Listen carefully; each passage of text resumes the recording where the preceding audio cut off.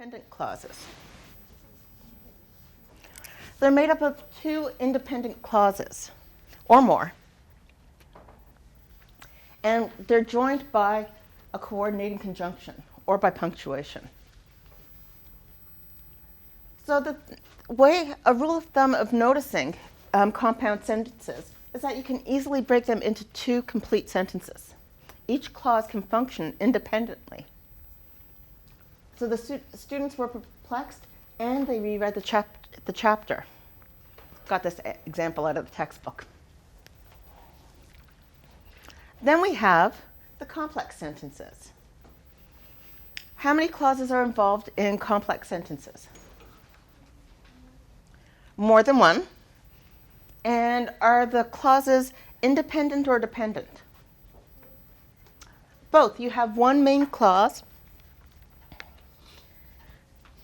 or independent clause, and they're joined by complementizers. So remember the complementizing or subordinating conjunctions? Those are the conjunctions that are involved in the complex sentences. So because they remained perplexed, the students decided to reread the chapter. Which do you think is the independent clause, the main clause? The students decided to reread the chapter. So what's the subordinate clause? Pardon me? Yep, because they remain complex. What's the complementizer? The subordinating conjunction. Because they remain complex, wouldn't stand on its own as a sentence.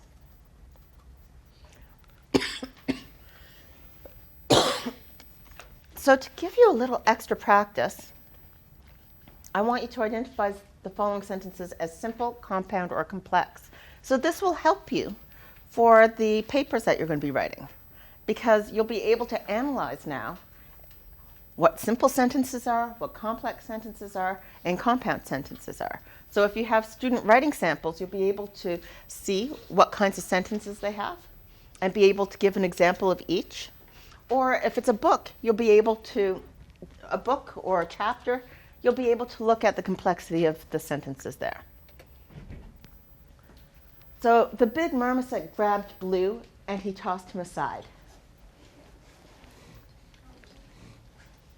So, you know what I'm going to do? I'm going to give you guys a couple of minutes in your tables to come up with a decision for each of them, and then we'll share it. So I'll give you a minute to talk with your groups.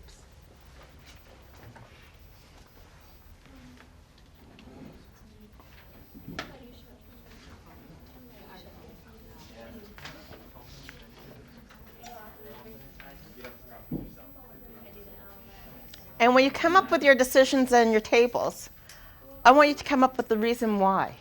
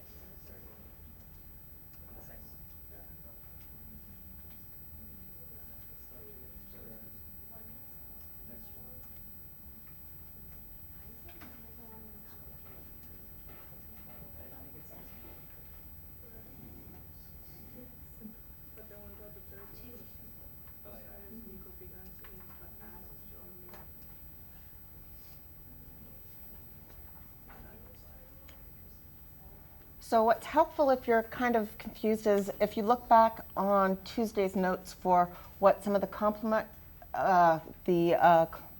complementizers are for the conjunctions or the subordinating conjunctions, and if you look at the coordinating conjunctions.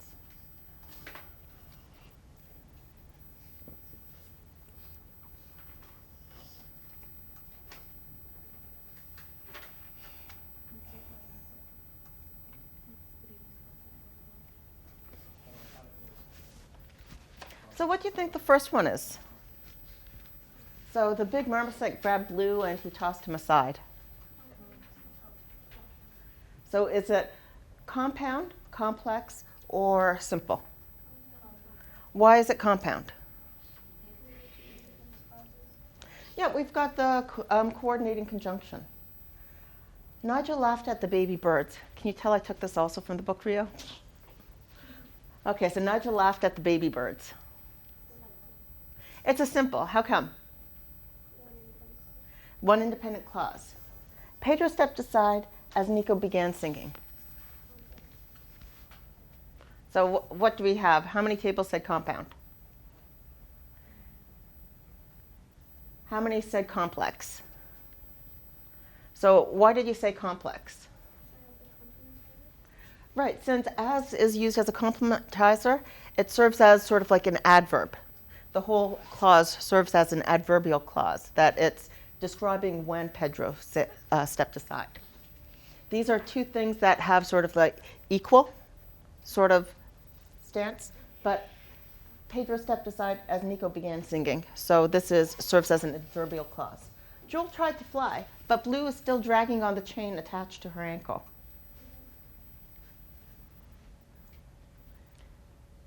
Simple? How many say compound? How many say complex?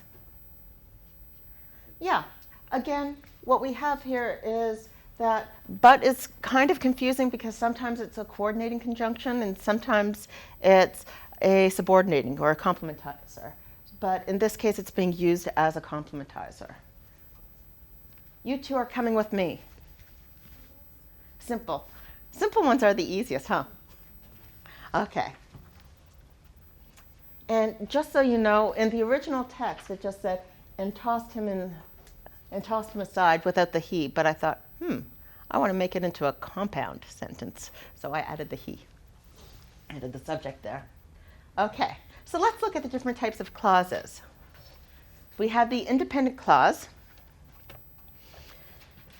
And these can stand alone as a simple sentence.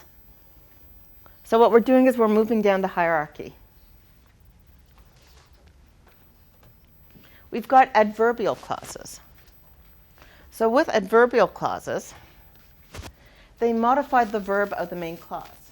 So after they reread the chapter, as Nico began singing in the last one. So the adverbial clause has the function of modifying the verb of the main sentence, of the main clause. We have relative clauses, and they typically modify nouns or noun phrases of the main clause. So the instructor, who loved syntax, tried to make that love contagious. So what we see is the relative clause, instead of describing the verb of the main clause, it's describing the noun or the noun phrase. Then we have the Complimentizer clause. And it basically fills a slot of a noun phrase. So in other words, the whole Complimentizer clause serves as a replacement for one of the noun phrases within there. So, for example, the students thought that the instructor was a little bit off her rocker. So, in this case, the Complimentizer clause is serving as the predicate.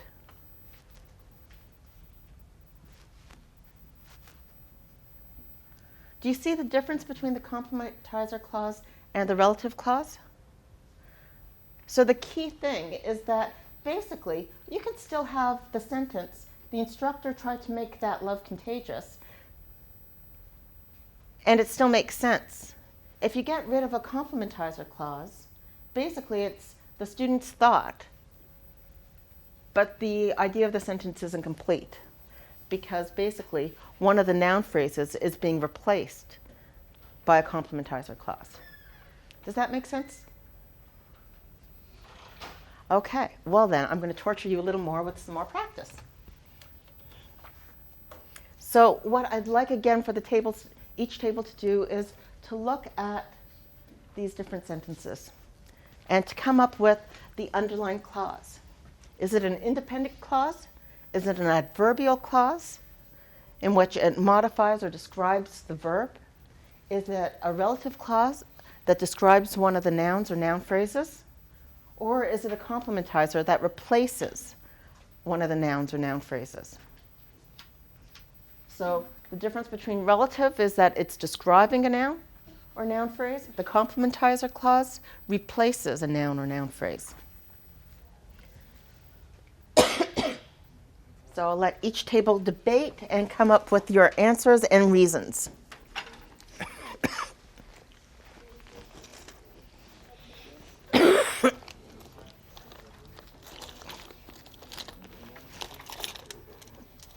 Where did my cough drops go?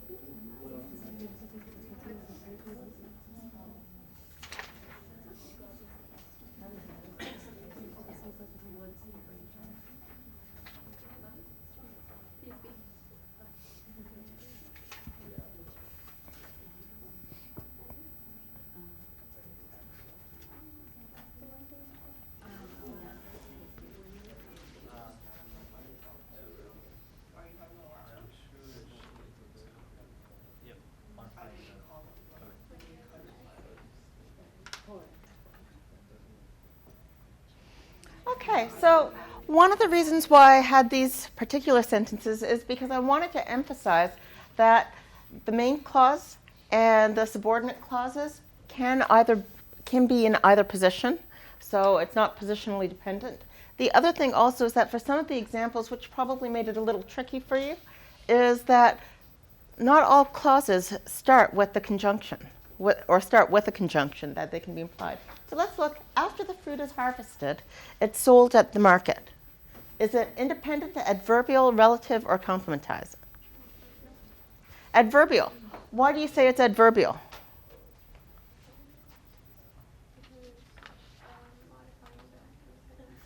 Yep, it's modifying the verb in the independent clause by explaining when it occurs.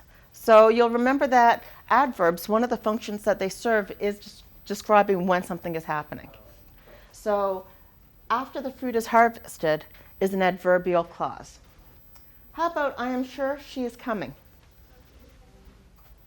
So is it independent? How many groups said independent for she is coming? How many said it was adverbial? How many said it's a relative clause? How many said it's a complementizer? See, that's where it gets tricky, since I am sure is the main clause, and that you can imply, I am sure that she is coming, but it's still grammatically correct and quite common both in the descriptive and prescriptive grammar to say, I am sure she is coming, implying the complementizer, but not actually stating the complementizer. So we could have that complementizer slot open, and that I am sure she is coming basically is that she is coming is serving the function of the noun phrase. It's serving the function of the object. Isn't it fun? That's why I wanted to make sure we had practice so that you'd be more comfortable with this. Okay, the mountain that is the highest in Britain is called Ben Nevis. Mm-hmm. So number 2 is a complementizer.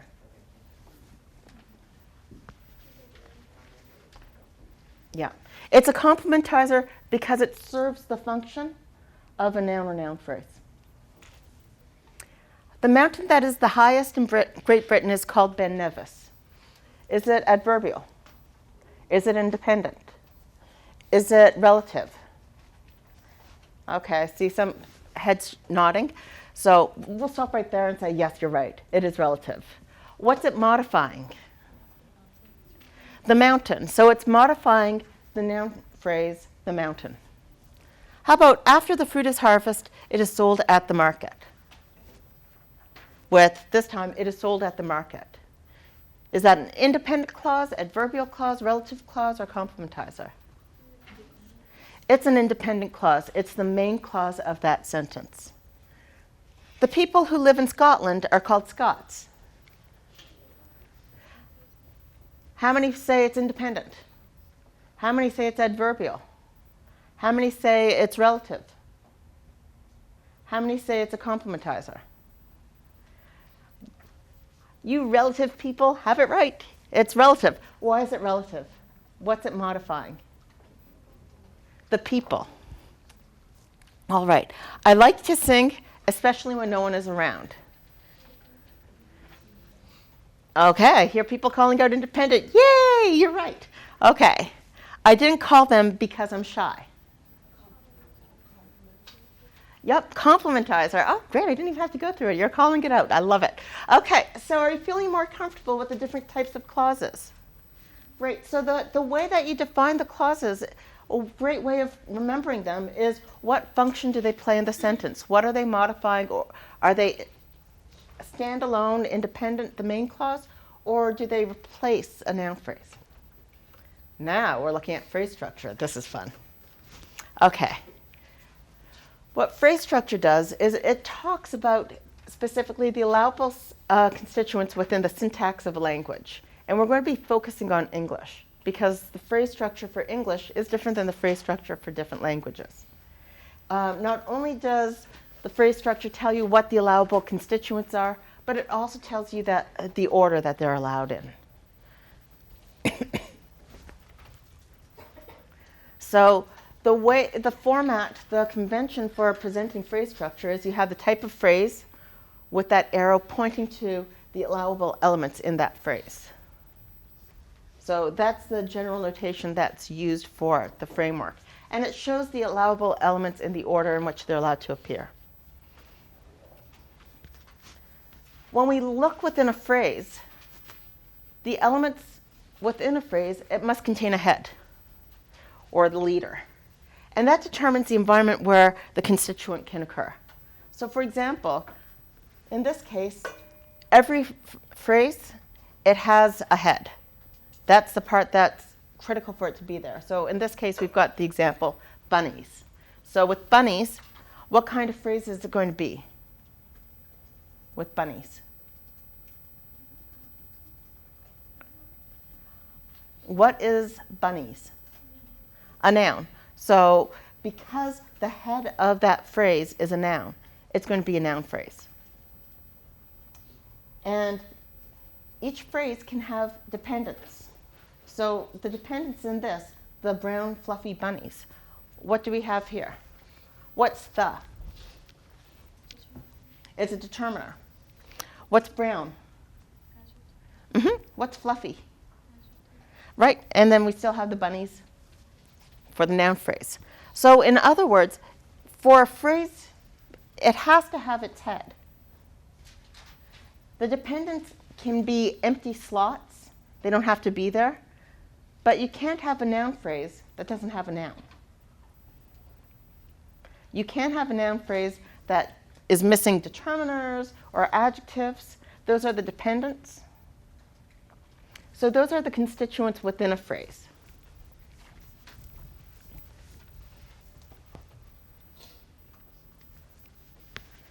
And we're going to look at the different types of phrase structure. So we have a sentence.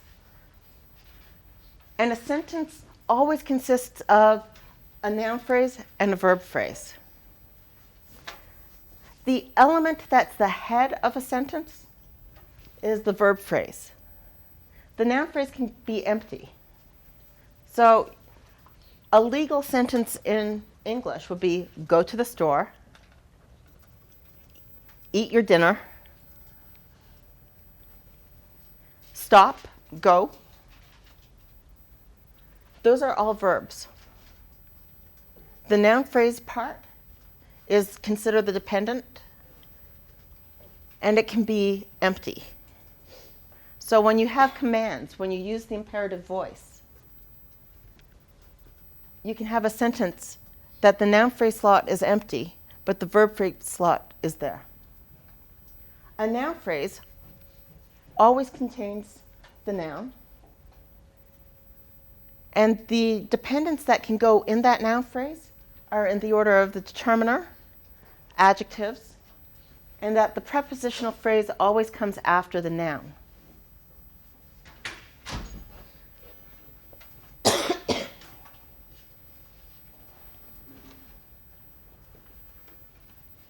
For the verb phrase always starts with the verb. It's followed by a noun phrase or an adjective phrase, and then the prepositional phrase comes after that if there is a prepositional phrase. So you don't find in legal English sentences that we would consider well-formed with prepositional phrases coming before the noun phrase or the adverb phrase. An adjective phrase could include an intensifier followed by an adjective, and a prepositional phrase has the preposition that's followed by a noun phrase.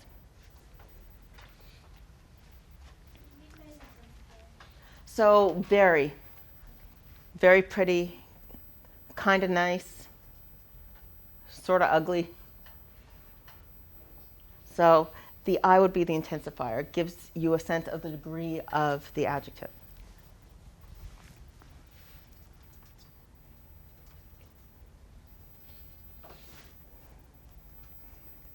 Let's see. So the reason why I went through that notation is because it's important when you're able to get to the hierarchical structure of languages. So when we have over here the sentence, the boy liked the small girl, we can easily break it down to having the noun phrase for the boy, what precedes the boy, and the verb phrase, like the small girl. Within the noun phrase, we have the determiner the and the noun boy.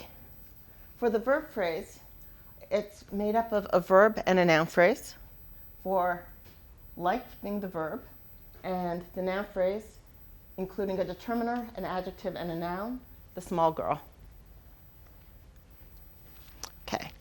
Just want you to be familiar with the notation. The textbook has a lot of them right now. But the reason why tree diagrams can be really helpful is because they could clarify structural ambiguity. So say that we have the sentence, Mary saw the dragon in the cave. What are the different meanings? There are two different meanings that easily come to mind with Mary saw the dragon in the cave. What's one possible meaning?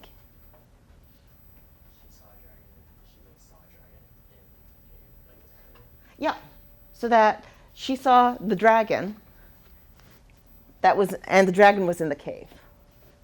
Or it can be that she saw the dragon in the cave, that she could have been in the cave. So what we have over here is a tree diagram that gives different interpretations to the sentence. So we've got the noun phrase being the same, Mary, And in this case, we have the verb phrase, a single verb phrase. So it's all connected with the verb being saw, the dragon in the cave. So this is all part of the same, all part of the same verb phrase, and made up of a noun phrase and a prepositional phrase. So with this one, Mary saw the dragon in the cave. So what it indicates to you here with a prepositional phrase is that Mary saw the dragon, and that Mary was looking into the cave and saw the dragon. Does that make sense to you? Okay. Over here we have a similar sentence there. Mary saw the dragon in the cave. The difference here is that this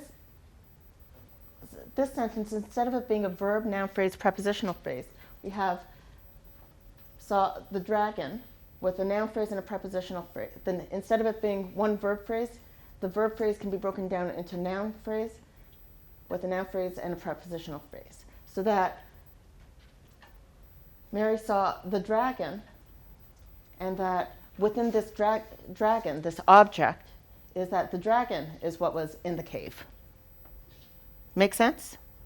So that in this case, with the verb, noun phrase, and verb phrase, the prepositional phrase in the cave is modifying where she saw the dragon.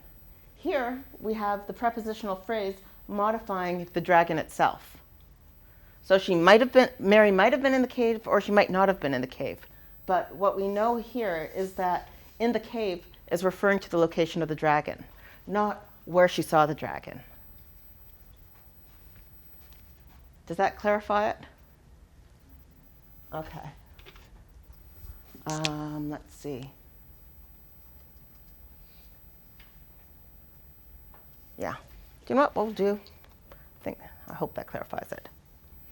Another feature of tree diagrams is that they're recursive. So over here we have the dragon in the cave. So in the cave is modifying the noun phrase, the dragon. But we also have the dragon in the cave over the hill. And what we have is in the cave, this structure remains the same, but this noun phrase now no longer just ends with the noun phrase in the cave. It also has a prepositional phrase that's modifying where the cave is. So we've got the dragon in the cave, and the cave is over the hill. Okay, and that could be expanded even further with another prepositional phrase. So the dragon in the cave over the hill, and she saw it with a telescope. So we have these prepositional phrase after prepositional phrase, but it always comes in the same location by adding these prepositional phrases. Because the prepositional phrase always comes after, within the noun phrase, it always comes after the noun. So does that make sense to you how it's recursive? That you could add more to it? And that's part of what makes language so generative and English syntax predictable because of its generative nature. So that you could add more and more to the sentences. So what I'd like you to do is, in your tables, what I'd like you to do is come up with little trees representing these different phrases. Ancient pyramids, in the early evening, concocted a potion, brought the books that the course required, and the fascinating members of the reptile kingdom. So for each of these phrases, I want you to, in your groups, to tree them. Get a little bit of practice.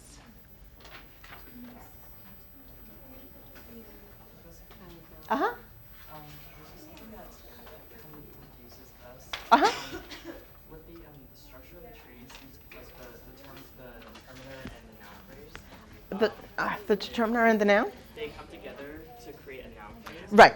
It's just what we're confused about is that we're also taking linguistics, and the way we ended up learning it was that the determiner and the noun phrase created a determiner phrase. Okay. Yeah, So go with what we have in this class. class. For this class, yeah. And then Yeah. the other one for Yeah, because this is more of like an introduction, and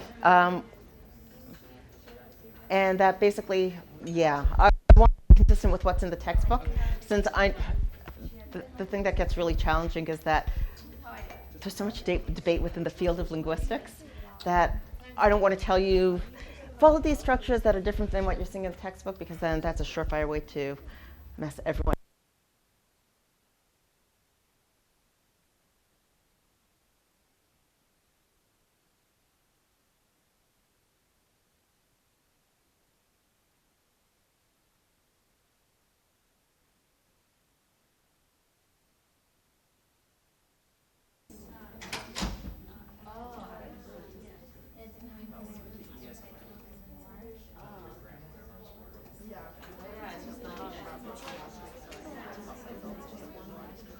Oh, a noun phrase could be no addition.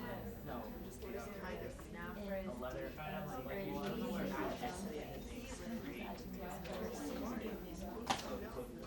So that's where the end of really. But then you actually spell the word thing happens. So the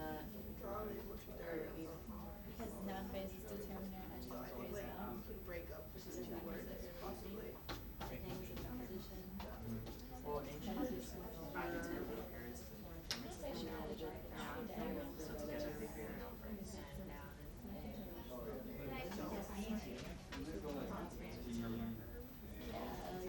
Determiner is like the it's the you have a list of them. I told you like some of the so it would be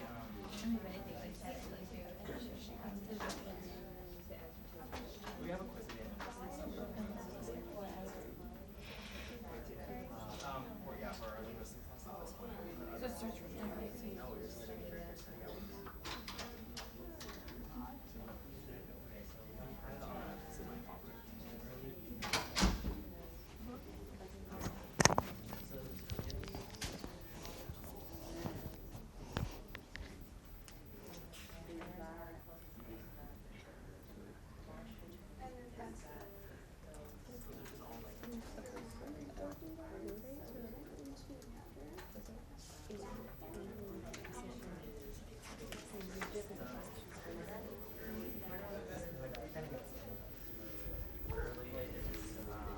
early is adjective and evening is noun. So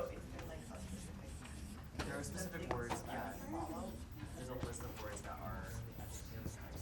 So determiners are a, the, this, that, those, these. Quantifiers, so some, many.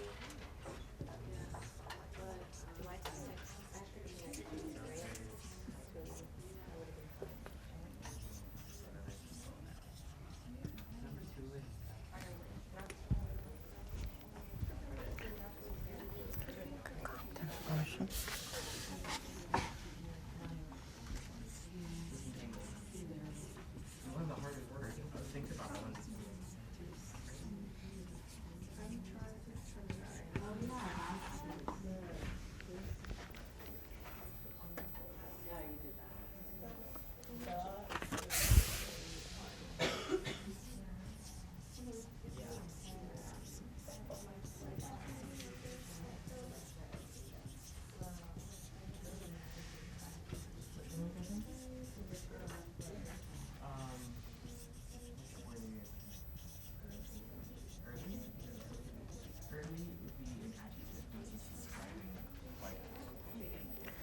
And then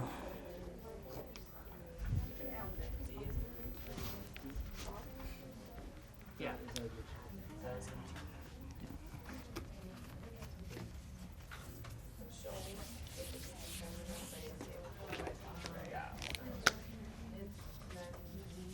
Preposition would be like the In, on, at, over, under, beside, next to.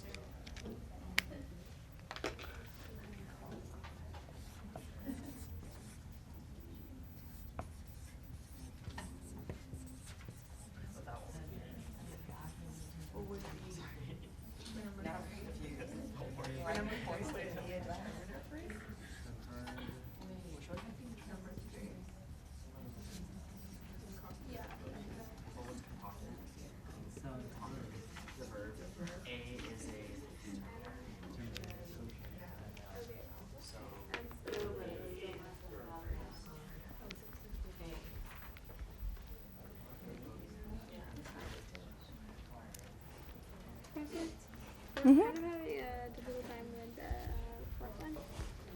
Bought the books without the question mark. Uh-huh. And we got this far. Bought the books. Mm-hmm. So then we don't know what to do with that. That. Uh-huh. So that can also serve as a conjunction. In this case, it is. What do you branch that off of?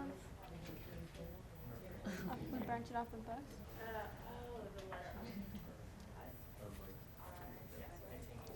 Let's see. Let's see. Bought the book. Yeah. It would actually. That can also be used as a. In this case, kind of like a preposition here. Oh, the course requirements? Yeah. So this would break out into prepositional phrase? Well, it the noun break phrase off words? has a determiner, noun, followed by a prepositional phrase. Prepositional phrase. Mm-hmm. That would be that Yeah. and the determiner. Yeah.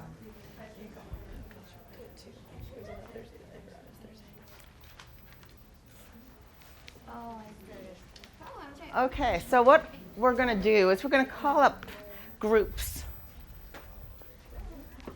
so that we can actually see what you guys have done.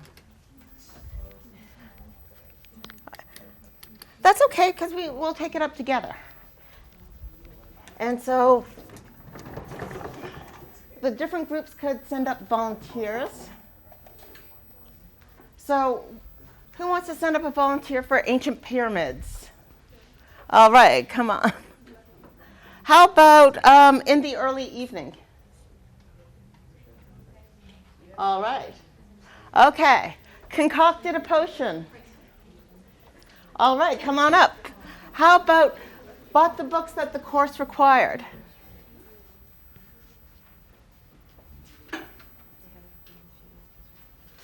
Who wants to do bought the books that the course required? Anyone brave? That's confusing. Well, it can also serve as a preposition. So if you think about noun phrases.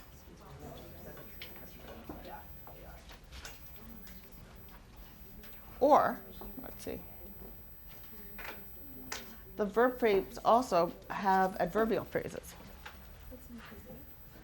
So, okay.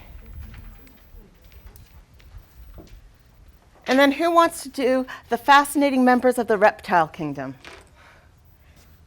And the way that I'm considering this is that what you're presenting is a product of your group. It's not an individual. You're coming as a representative of your group. So no one's on the line. That's why you had time to work together.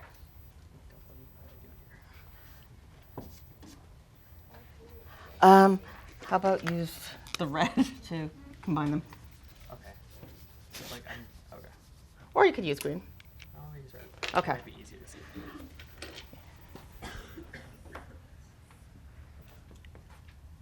Maybe not. Okay.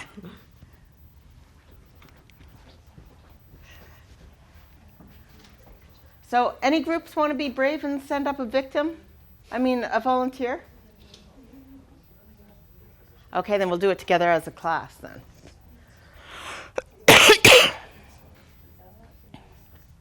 So, great. I'll turn on the light so it's a little clearer here. So it's a little easier to see this. Okay, so with ancient pyramids, we have a noun phrase with the adjective and the noun. Woohoo! You got it. Okay, let's look at in the early evening. We've got it as a prepositional phrase. That we've got the preposition in, and that we've got the noun phrase, and the prepositional phrase is made up of a preposition and a noun phrase. Yes? Wow. Okay, and that with the noun phrase, we've got the determiner, and that we've got the adjective, early, and then we've got the noun, evening. Woohoo, you've got it. Okay, concocted a potion.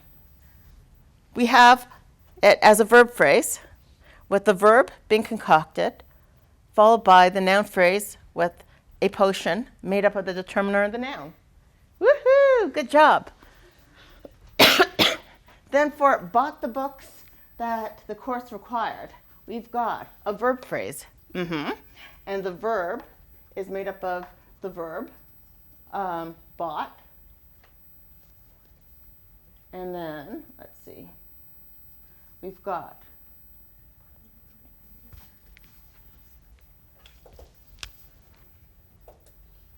okay, do you know what? We've got to put this over here. So that we've got the verb phrase being made up of the verb, a noun phrase, and the adverbial phrase. And so that the noun phrase is with the noun phrase, made up of the noun phrase. What? Sure. So we've got the noun being books. And then for the verb phrase, do you want me to move that up too? Okay. So we've got the adverbial phrase made up of the adverb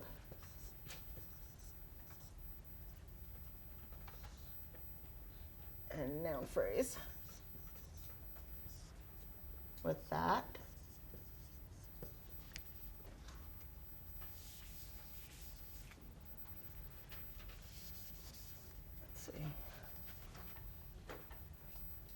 Let's see.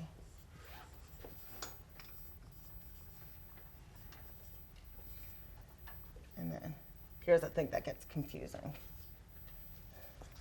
especially when we're running out of space. Okay. That.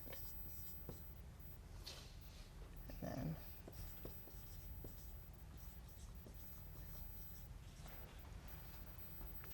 oh gosh. Okay. Not exactly the way that I want it. Noun phrase made up of the determiner and then noun and then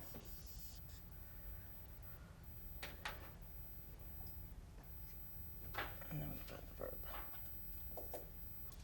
Okay.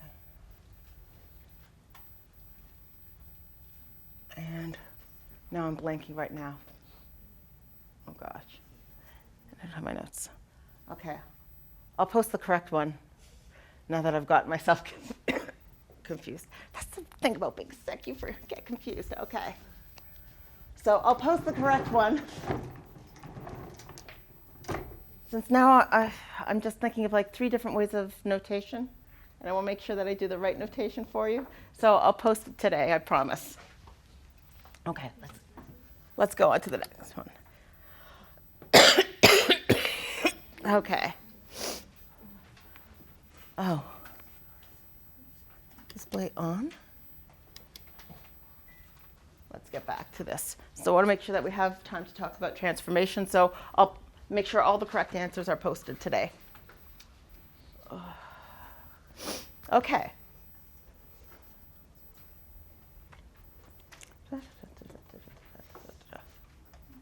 When we talk about generative grammar, not only are we talking about hierarchies. Oh, and by the way, for the final,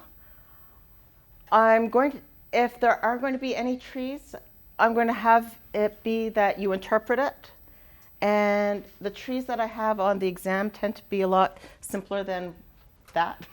And typically what I do is I use the trees as a way of disambiguation. Remember how we talked about those hierarchies can be used to disambiguate ambiguous sentences? So what I'm going to likely do is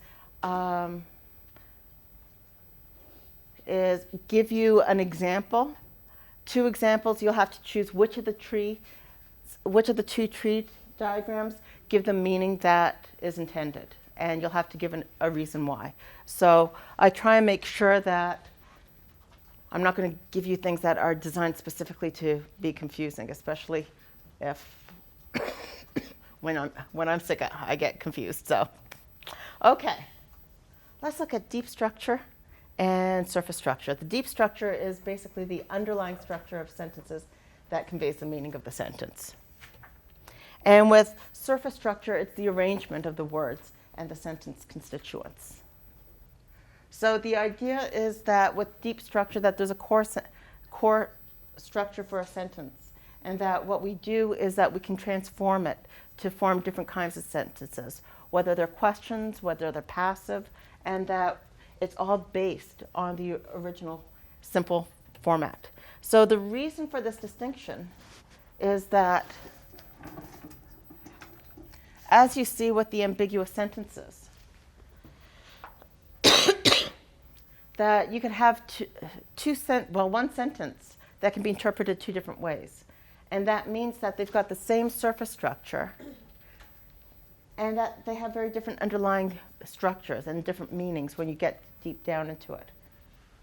So, for example, over here, if we talk about a modern dance choreographer, there are two different ways that you could interpret a modern dance choreographer. So what's one way of interpreting a modern dance choreographer?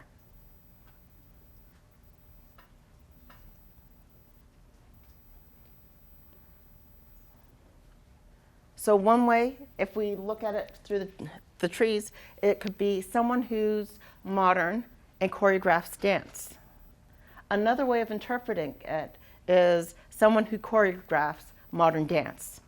So there's that distinction between it, that it's either someone who's modern and choreographs dance in general versus someone who restricts their choreography to modern dance.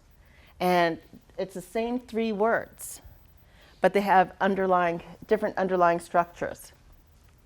Another thing is that you could have two sentences with similar surface structures, but different underlying structures. So John is easy to please versus John is eager to please. So what's the underlying meaning for John is easy to please? What's the underlying meaning for that? Yeah. And you can easily please John. Right. So it gives you the sense that it's a passive voice, that he is easy to be pleased, whereas John is eager to please. What does that tell you? He wants to please someone else. And so what it's telling you also is that the structure is that he is eager, and then what kind of clause is this, to please? So it would be the complementizing, where it fills in a space. Okay, sentences may have different surface structures, but are similar in deep structure. So Arlene played the tuba versus the tuba was played by Arlene. They both had the same meaning, but they're very different in terms of what you hear. One is in the passive voice, and one is in the active voice. This is a really important distinction, and that young children, before they are able to understand the passive voice, if you show them a picture of a cat chasing a dog and a dog chasing a cat, so two pictures, one where the dog is in pursuit and the other where the cat's in pursuit, then what we find, and we ask children, which one shows the cat chased the dog? It's easy for them to pick it out. They'll pick the picture of the cat chasing the dog. It matches very easily. They're going from the left to right ordering. But when you ask, which picture shows the dog was chased by the cat? Instead of pointing to the one where the cat's doing the chasing, they point to the one where the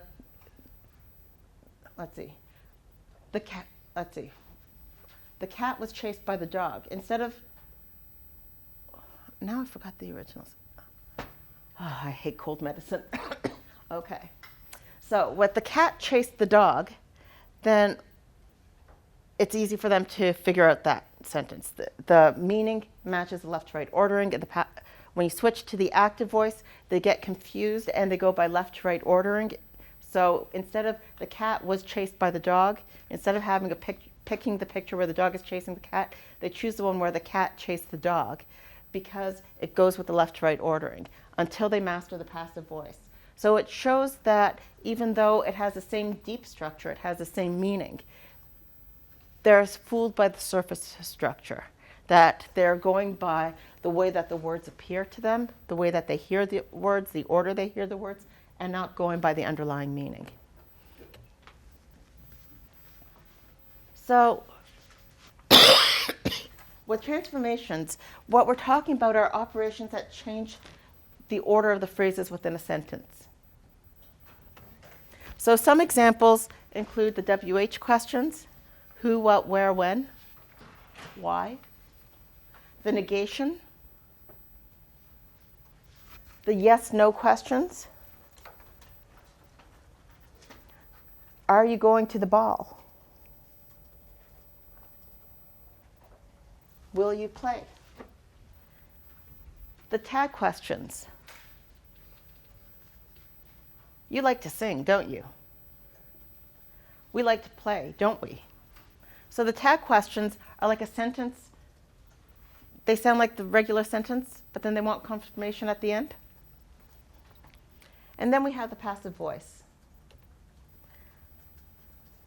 So the WH questions, basically, the underlying structure, the deep structure, is going from you are saying what to what are you saying. In other words, what were the actions that were involved to change you are saying what to what are you saying?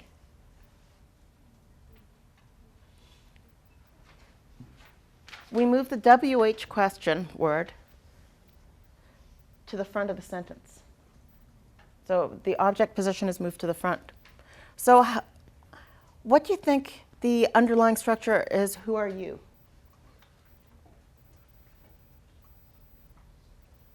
What do you think it's transformed from, the deep structure? You are who? How about when is the party? Mm-hmm. Where are we going? We are going where? Yeah. So again, while these questions don't sound quite natural, the answers. Who are you? I am Penelope. When is the party? The party is tonight. Where are we going? We are going to the party. So it follows the same structure for the answers. For negation, when there is an auxiliary, we always add, when there's an auxiliary or a modal, we should. So remember we talked about auxiliaries and modals? Auxiliaries are words like we are, we have heard, so it would be the have. We will hear, will would be the auxiliary. The modals would be we should hear, we could hear. So the modals give you the mood about whether or not something can be done. And we have not heard about it. So what happens is that the not doesn't go before the auxiliary. It always comes after the auxiliary. So that would be the structure for English.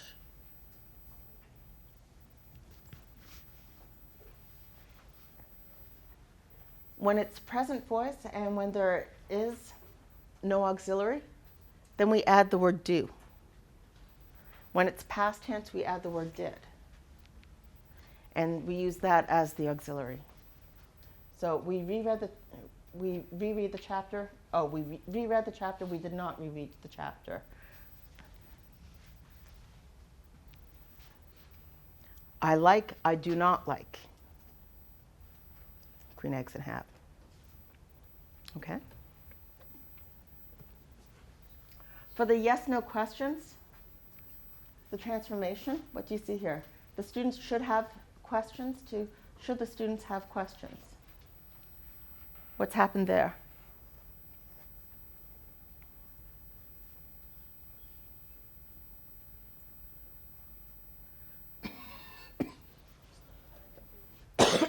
Pardon me? Which one? So for the first one, if the auxiliary is present, then what we do is we move the auxiliary before the initial noun phrase. So from the students should have questions to should the students have questions. If there isn't an auxiliary present, then we insert do. Do you have a question? And the do is inserted where the auxiliary would have been moved before the noun phrase.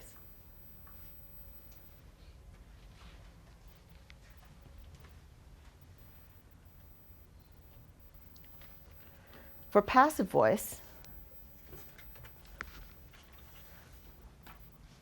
what happens is that the direct object becomes the grammatical subject of the sentence. So that the agent noun phrase, the subject noun phrase, is moved to the end of the sentence. Or it can be deleted. So the instructor assigned homework was assigned by the instructor. I have completed the homework, or you could delete the subject, the agent altogether, and just make it the homework has been completed.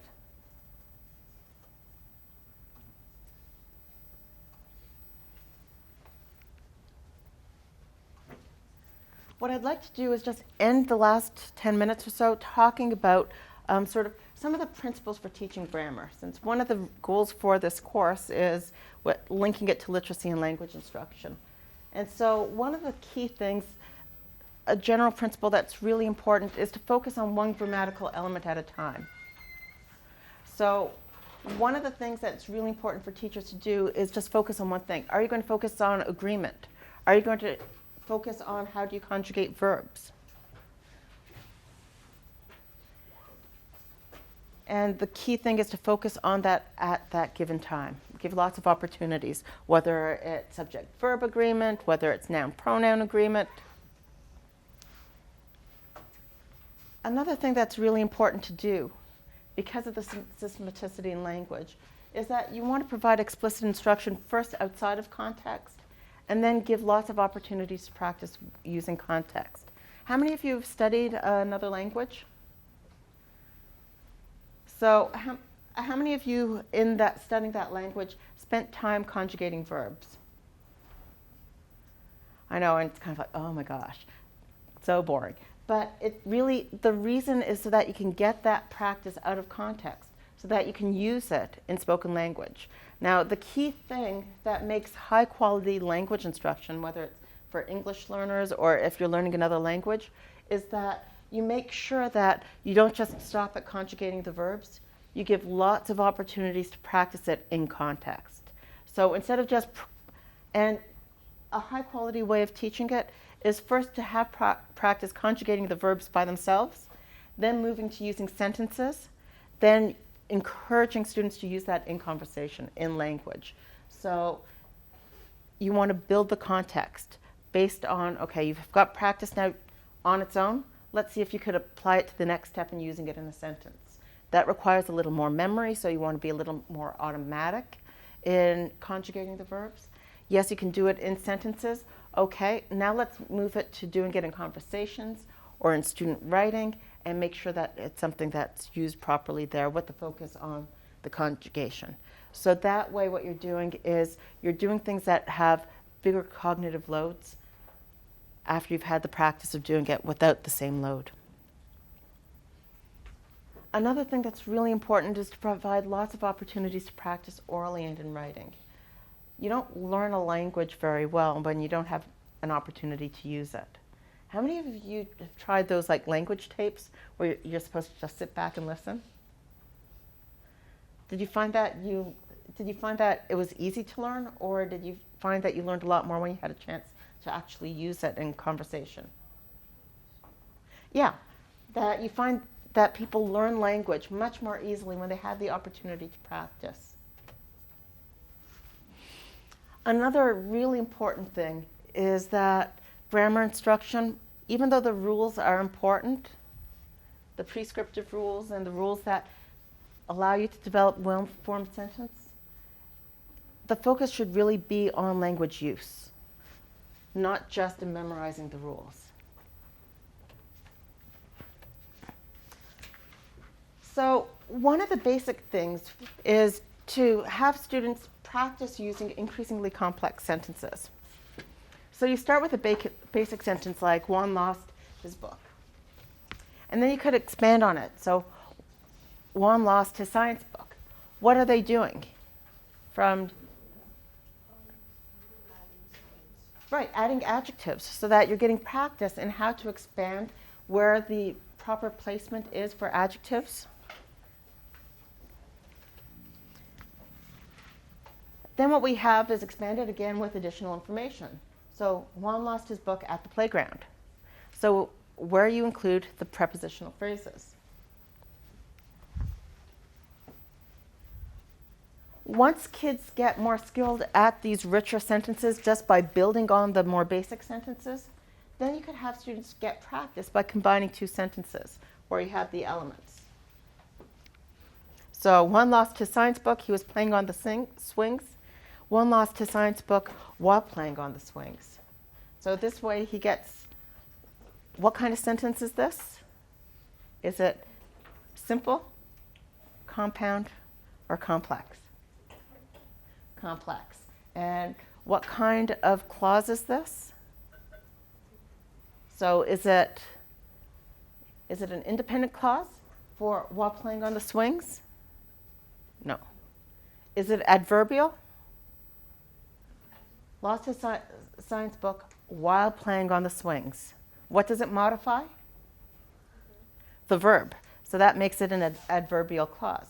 You don't have to tell the kids this is an adverbial clause, but by you knowing it, giving them opportunities to practice using adverbial clauses, that way the kids will get the practice. So it's a case where having the knowledge as a teacher is very helpful, but you don't have to give all the rules, all the names to it. What you can also do is you could make substitutions. So what can you substitute? Within a sentence, you could substitute one constituent with another word of that same class. So for example, homework. What did he lose? Before it said he lost his science book, now where would you put it in? You would substitute the science book with science homework.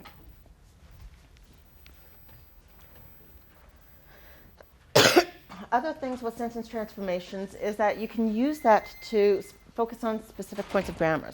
So if you're looking at pronouns and gaining mastery in pronouns, pronouns can be particularly challenging for children if their home language doesn't distinguish, for example, between gender for the pronouns. So what you'll find is English learners whose home language just uses one pronoun, it doesn't have separate pronouns for he and she. Having lots of opportunities to practice those pronouns is important. You could also do that for fill in the blanks, the close for the different forms of to be. You can also have simple transformations where you go from changing the tense and understanding how to write past tense or use past tense, having that directed practice. When clauses, for example, another adverbial clause, teaching kids to use the adverbial clauses is really important. You can't teach the direct instruction. How many of you have seen the 4th grade writing exam for the STAR testing? Did you have to do, you didn't have to do that when you were 4th grade, but also with the CASI, the California High School Exit Exam with the writing. What we find is that the word length of children's writing samples is correlated with the writing scores. And one of the ways to enhance the word length, increase word length, is to teach kids how to use specific kinds of clauses. Once they learn how to use adverbial clauses, they're able to increase the complexity of the sentences they use. The sentences become more complex, they're able to convey more ideas. They're also able to write more because they know how to convey those ideas. So teaching how to use adverbial clause, explicit instruction, opportunities to practice can really increase students' writing skills and their writing scores. I'm going to stop now because we're out of time now. So I'll see you on Tuesday.